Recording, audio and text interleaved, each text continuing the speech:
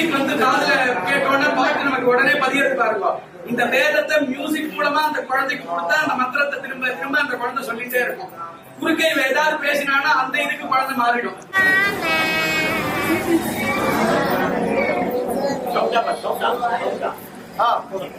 பாடு பாடு திருப்பி சீதா கல்யாணமே பாடி அவ்வளவுதான் போதும்.